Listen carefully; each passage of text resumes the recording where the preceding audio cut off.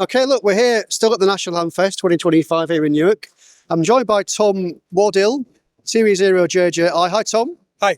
And Tom, you're a fairly recent amateur and you're now the maker champion for the RSGB. Yeah. Tell us about your story and how you got that particular job. Yeah, so last year I was approached because I have some friends that knew I did a lot of 3D printing and they knew that I like it. I enjoy talking about 3D printing. I was approached to give a talk about 3D printing for radio. I thought, yeah, that looked interesting, thinking it would be just a small club talk or something. I ended up speaking at the RSGB convention about 3D printing for radio and using that to build tools and build cases and stands and things for the radio hobby. And off the back of that, the board approached me because they were putting together a new maker champion role. The idea being that it's a bridge between traditional amateur radio and the newer sort of maker community based around hack spaces and maker spaces and the sort of tool libraries that are available now, who might have projects that they want to build and want to do, but aren't radio amateurs themselves. So they might have a project that involves radio, but they are not radio. So there's a limitation. They can't do certain things without having a license, for example. Yeah, but now with the rise of sort of LoRa and a lot of very capable low power unlicensed things, trying to bridge that gap of those people building those projects. For example, my friend 3D printed a remote control plane. It had a bit of an accident and vanished over the next field, as they are wont to do. But he'd fitted a small LoRa board to it with GPS. So he had a radio transmitter with its GPS location and he went and found it. You want to find it, yeah. Yeah. Okay. So people like that aren't really interested in getting a radio license because of the radio aspect. They're interested in what it lets them do for other things. And one of the gaps that's maybe being a bit missing is somebody to talk about that and to be a point of contact with that. And also to help people who want to build things like that do it in a safe and legal manner, even if they're not getting licensed. So like, yes, you've got a LoRa chip, and they don't necessarily need to be licensed, but a lot of the information you find online is American. They have access to the 900 megahertz band that we don't. Somebody who, like I was 18 months ago, doesn't know anything, buying from a supplier in China, trying to provide the information for, this is how you do this in the UK, this is what you can do if you're not licensed, this is what you can do if you are licensed. And hey, amateur radio is a technical hobby, always has been. There are people out there building things using radio. Let's see if we can talk to them and see. And I guess as the maker champion, you're helping to bridge that gap between the hobbies. Now, I guess it works both ways. I guess also amateur radio people might look at this and say, hang on a minute, this is quite interesting. Maybe I should get involved in some of this maker stuff as well. Yeah, so that's why I'm here for this with some things that I've made and some friends have made over the last year or so, of trying to say, even if you're a traditional amateur radio person who is sitting in their lounge talking to people on the radio, hey, you can 3D print a stand for your Kenwood handheld to make it easy to use. You can laser cut a label for your call sign, and the maker community and the hack spaces. Not everybody can have a multi-thousand-pound laser cutter in their garage, but a lot of hack spaces have access to that sort of thing. Like, I turned up 2 weeks ago with this project and said, I need to make some labels. Can someone help me? And I guess you club together and you can do that as an organisation rather than an individual. Yeah. Yeah. So the hack space, we pay a subscription fee that goes into a pot, and they bought a very capable laser cutter that it's huge. I would never be able to have it at home. 3D printing is more accessible for people who are at home.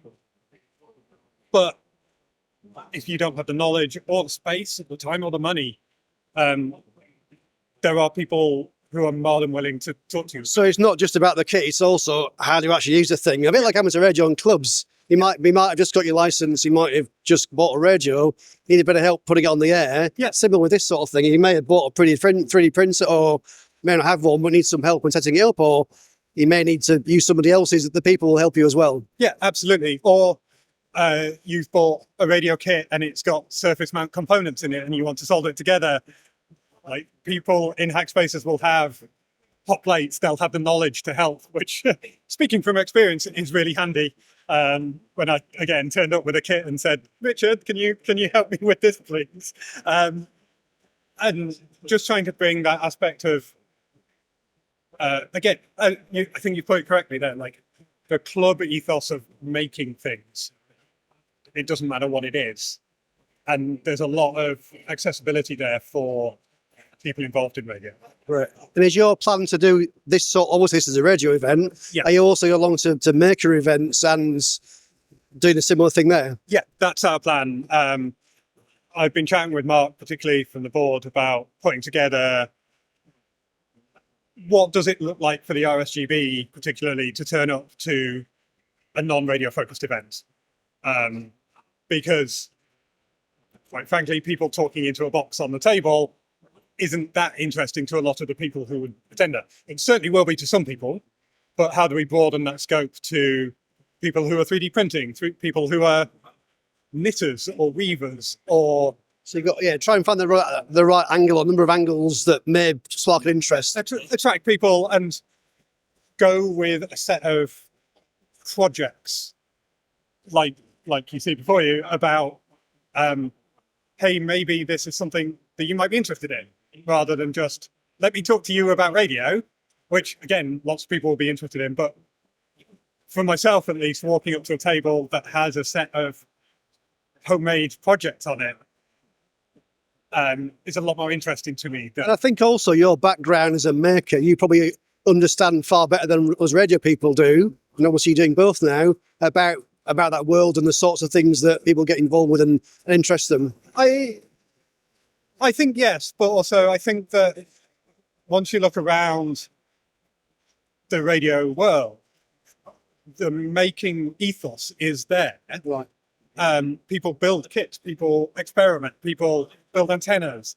Not everybody, but the thing of don't buy an antenna, build your own is even as a person who just passed their foundation, it's like, oh, what antenna do I buy? Oh, you buy some wire and a ferrite and you put it together. Like that ethos is always there, and it's always been about making and experimenting, and it's just trying to widen the scope of that to bring in the people who make in different fields. Yeah. And the exciting aspect is always what happens at the intersection of that. What can be built. And I guess part of it is actually not just selling, but also listening to their viewpoints and understanding what their interests are and seeing how how that overlap can work, I suppose. Yeah. Yeah, people absolutely have different backgrounds, different opinions, different viewpoints, different ways of doing things that you've maybe never considered. There was a good paper, I think a year ago, somebody who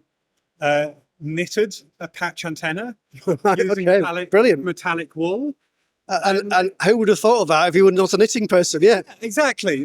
And unfortunately, I don't know much about it other than I read the headline and went, "That looks really cool." I should have read the paper, but just that intersectionality of skills and people and backgrounds lets you build things and be inspired to build things that you wouldn't otherwise. Fantastic. Now look, taking a lot of your time up so far. No. Let's not go through all of this because there's an awful lot of you brought along. Perhaps just pick out a couple of things to show us that you got on the table, because there's some pretty cool things you've got to sort of show the people here at the events. Yeah, cool. So this part is this is a CubeSat simulator from the AMSAT folks. Alex Johnson, I think. I have forgot Alan Johnson. Sorry. Put this together as it's a Raspberry Pi with a transmitter, and it simulates the Fox series of satellites that the AMSAT folks have actually flown. the idea for this is it was lying on Mark's desk, and he said, "Do you want to build something out of this?" And I said, "Are you going to give me a satellite?" He said, "Yes." I said, "Yes, please." So unfortunately, it's gone up.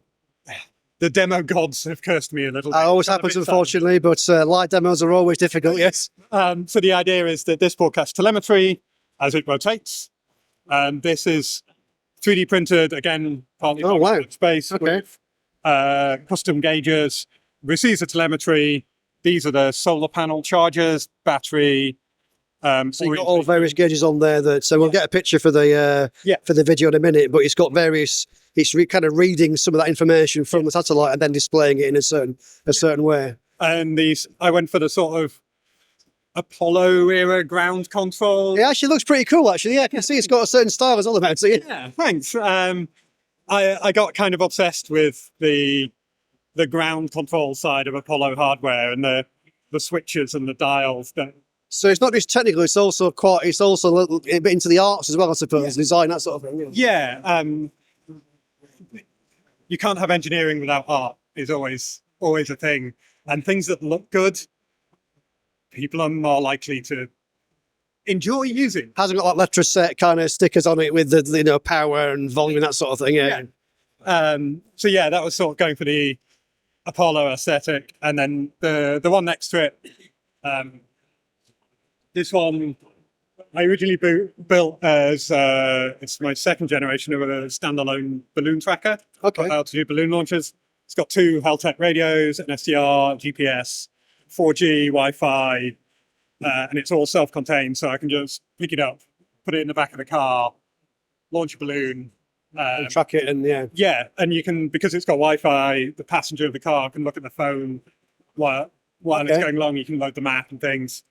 I've repurposed it a little bit here. It's receiving the slow scan TV from the satellite. Oh, right. Okay, cool. The satellite's off at the minute. Right. Again, demo is not going well. But yeah, it receives the slow scan TV as it's broadcast from the satellite, and is linked to here with sort of command and control to change between telemetry and slow scan. And for that one, I went for the 1980s cyberpunk oscilloscope. Yeah, I can see that. Yeah. That one I'm pretty proud of. It's a little screen for displays the balloon telemetry as it receives it. Again, a bunch of help from a bunch of people. My 3D design came on quite a lot during that process with the help of some of my friends. So that one in the corner is version 1 of the balloon tracker. That one works pretty well, but it has a heat problem. Right. If you run it for too long, there's not enough ventilation in the case. The radios start drifting frequency. They're not properly. Well, these are things that you can adapt and iterate and fix over time. That's why version 2 now. Yeah. And it's bigger, so I get. Building's not so much of an issue. Yeah. Yeah. I bought my portable 3D printer. This seems to have a lot of interest. Everyone's walking past it. I'm a good look at this and go, "Oh, what's that? Is that printing this stand for the for the handheld?" This one kind of went wrong halfway through, so I'm reprinting it. Yep, still going.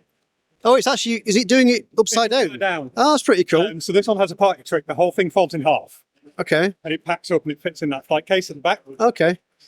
The original project was a couple of grad students that needed something portable because they couldn't get time on their university printers for whatever they were working on. So they built this and it fits inside the box that the filament comes in. Okay. This is a commercial variant. It doesn't quite fit. It's a Potitron. But as a result of that, when they put it together, the original designs were more standard.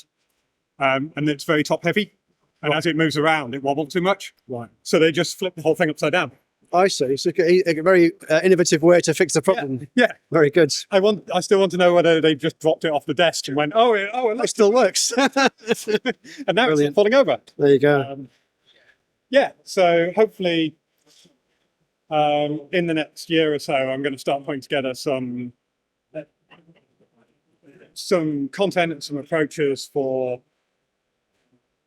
In my head, I have this vision of a flow chart of basically a list of projects for if you want to do a high altitude balloon launch, and you're not licensed, look here, or you are licensed, look here, and like a list of projects that are radio associated and make heavy use of radio, but also talk about trying to be a bit more of a definitive guide to what is legal, what is safe, what components can I use, where should I get them, and try and put together something around that to try and help people who are in the same situation I was 18 months ago.